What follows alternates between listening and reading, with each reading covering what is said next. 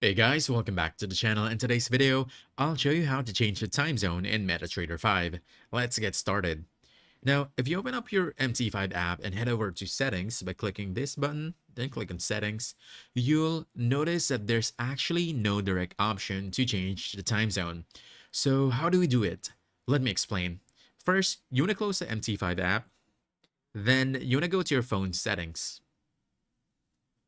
From here, just search for region, type in region. Then you want to click on country or region. From there, simply select a different region and this will adjust your phone's time zone. And once you've changed the time zone, go back and reopen the MetaTrader 5 app. In most cases, the new time zone should be applied immediately. But here's the catch. If it still doesn't change, that means MT5 is pulling its time zone directly from the broker's servers. And unfortunately, you can't manually change it inside the app.